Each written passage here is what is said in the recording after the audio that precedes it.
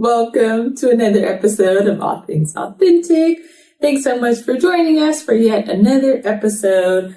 Today we have an important topic that we need, especially in this day and age, during this time in society. And so we're going to be talking about protecting our peace. And so really answering that question of how do we protect our peace?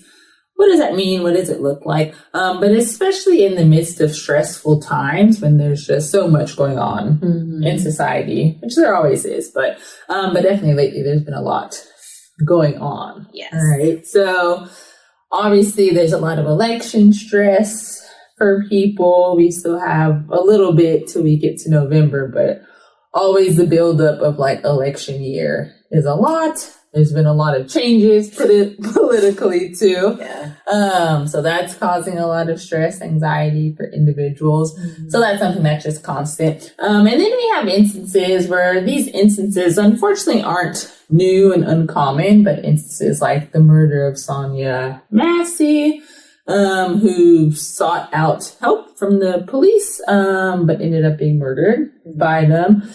And so we hear things like that time and time again. And so it's very difficult when we continue to hear all these different stories, see all these things going on in the world, really a lot of worldwide things too. And so it's this question of like, how do we continue to protect our peace in the midst of this? And then if you think about just the easy access to information, of like social media, videos, there's just so much information or misinformation out there. But that creates a lot of heightened like stress and anxiety too, because it feels like it's unavoidable unless you just completely disconnect from some of those platforms. So yeah. And with like social media, there's just, you have access to so much violence that's going on. And there's been violence in the world forever, but having it on your phone, like in your hand 24/7 and seeing what's happening in different parts of the world is also like a lot. Yeah, no, definitely.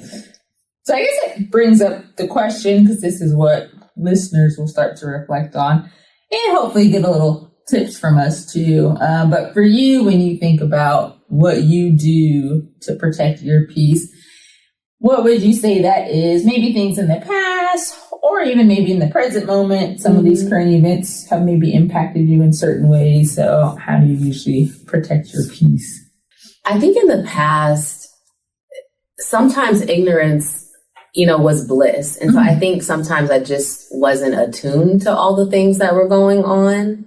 And then I also think that social media in the past wasn't as big, or just the way in which we consumed media wasn't the same. So over the last 5 to 10 years, where everything has transitioned to our phones and we're getting all the access, which on the one hand, I think it allows people to share information and to share really tragic and horrible things that are going on in the world. And that's important, because sometimes other media wasn't doing that. And so there's obviously a lot of ways in which movements have amassed over time because of social media.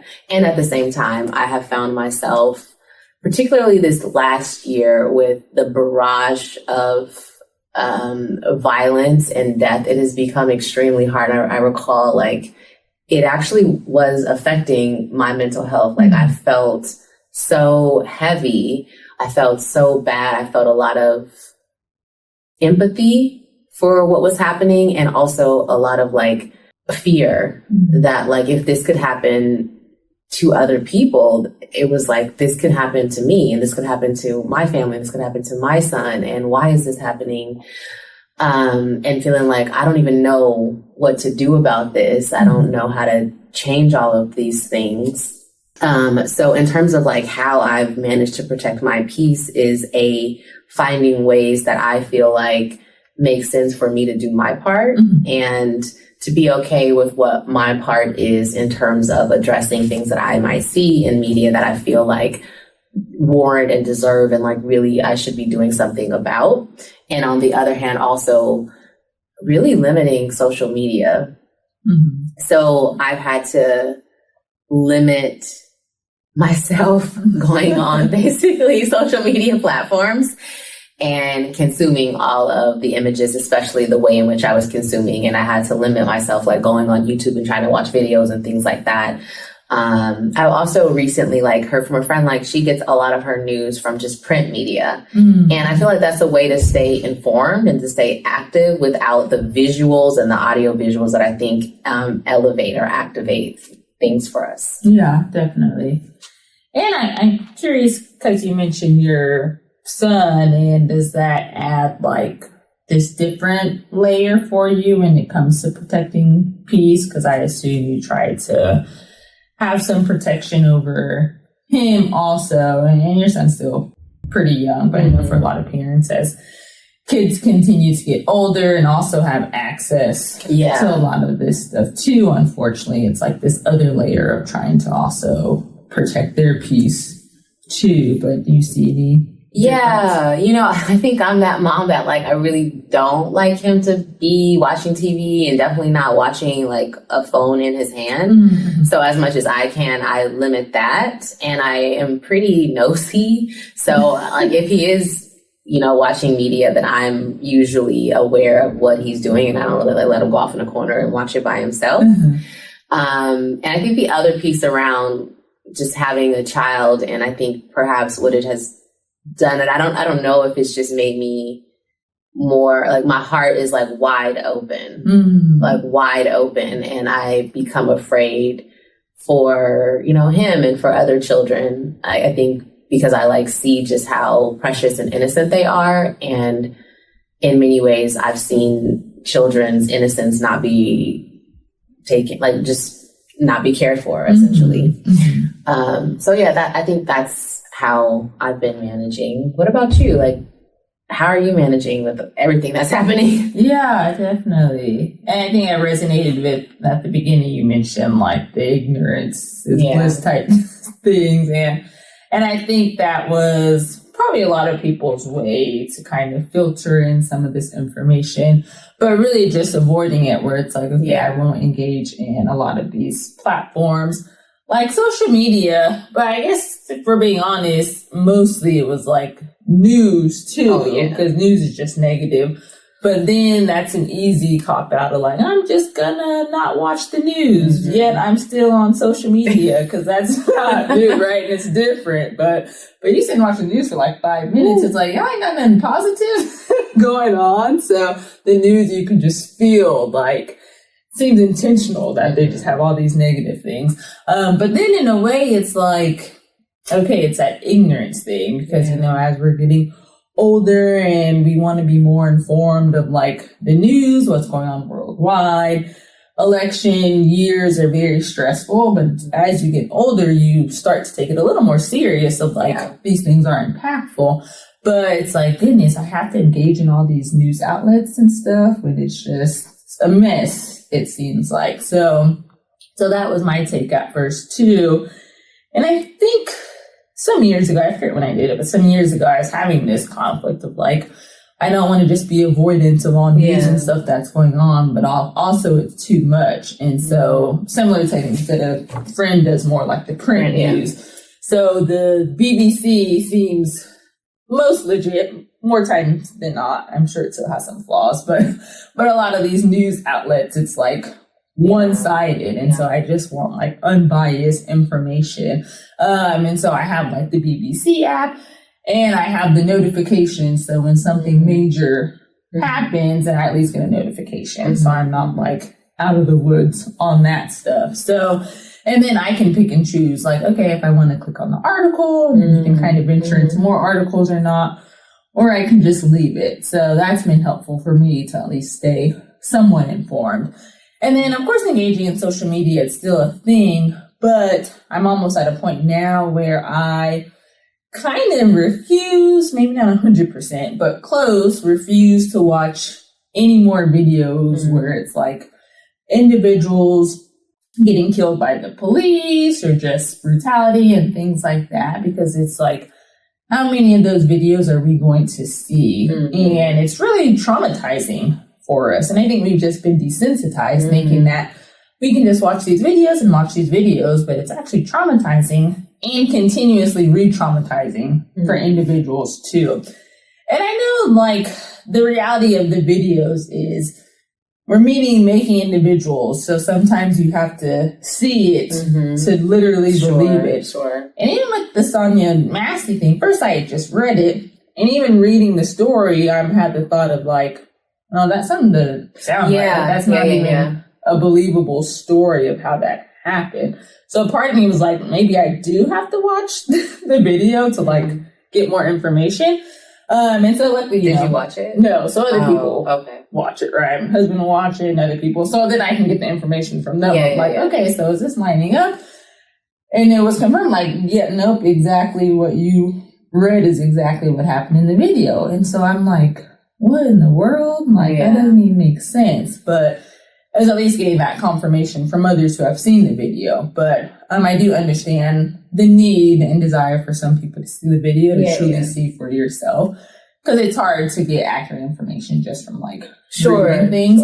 But it's like this gift and a curse because now the power of some of these videos now too, and like the body cams where it's like, if we didn't have that footage, no one's believing this story. No one. Yeah. So that's a positive thing, but it's just knowing who you are and what's too much for you. I think so. Because it reminds me, I think also there's like a historical significance of imagery and how it can help demonstrate like what's actually happening and make people who wouldn't believe it actually believe it, because it's hard to refute what you see. Although sometimes the news tries to tell us to refute what our eyes can see and what our ears can hear. It makes me think though of Emmett Till and of his mother's decision to post the body. And I think that was a turning point.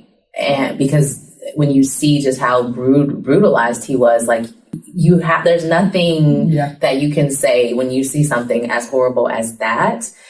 And so I do think also it's like it has done so much for us to be able to see imagery over years and years. And also I think that it's warranted for us to also take care of ourselves and know that we can still, I think, support movements for social change and for justice without ourselves necessarily individually consuming every single image.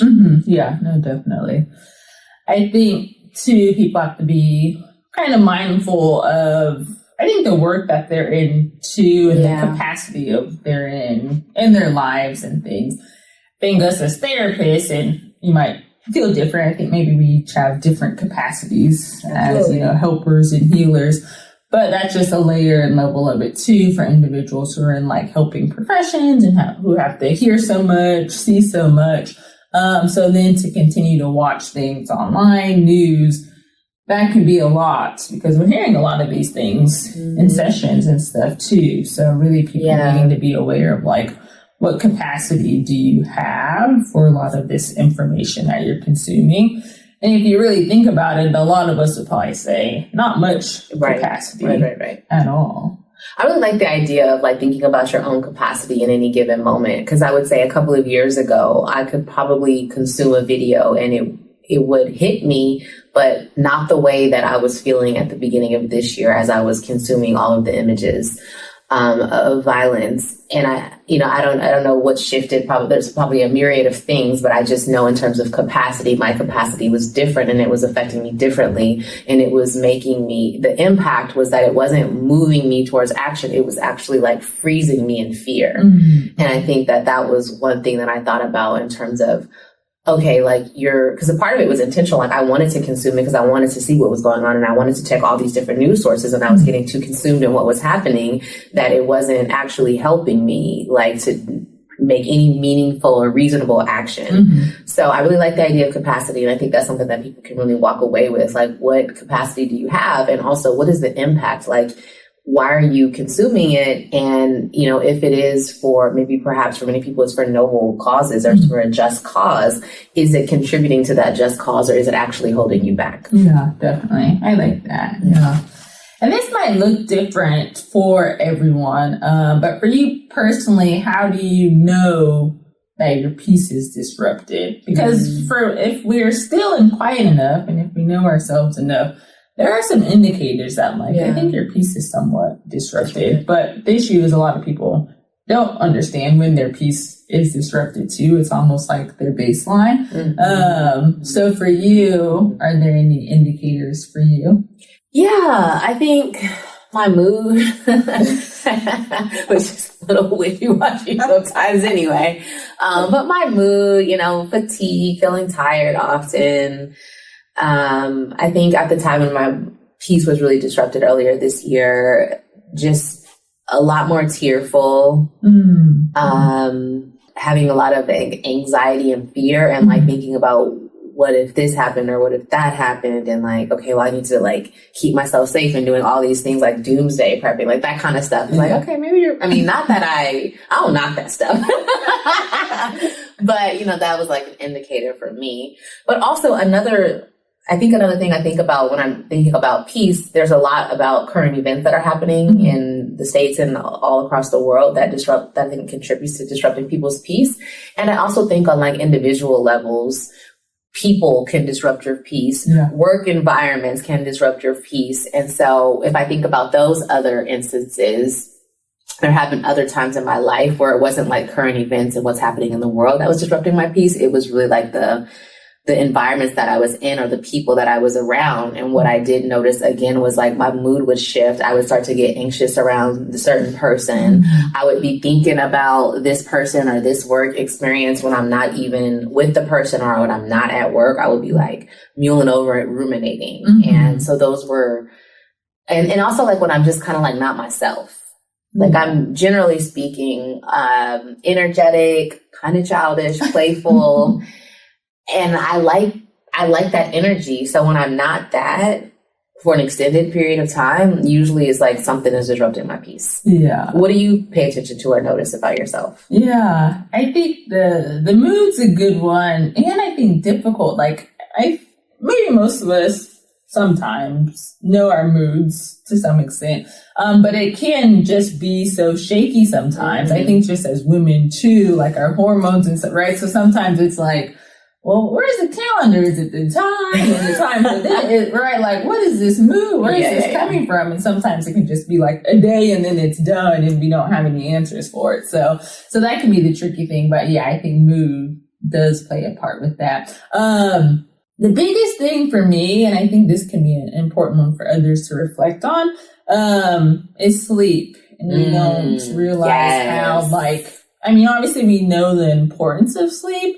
And maybe that's another topic we can do, but I don't know if individuals know the depths of like sleep, and how impactful it can be if your sleep's disrupted, right? Like sometimes it's telling you more about what's going on around you and within you, right?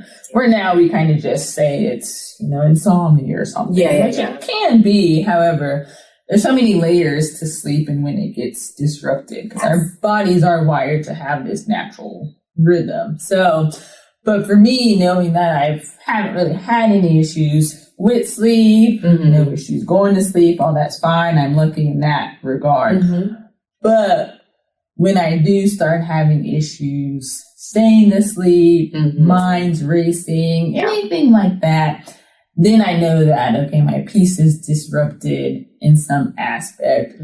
Or I'm just highly, highly stressed over like a particular thing, which in essence is disrupting my peace. So I'm sure there's other little things that kind of indicate it for me, but sleep is the biggest thing that stands out for me.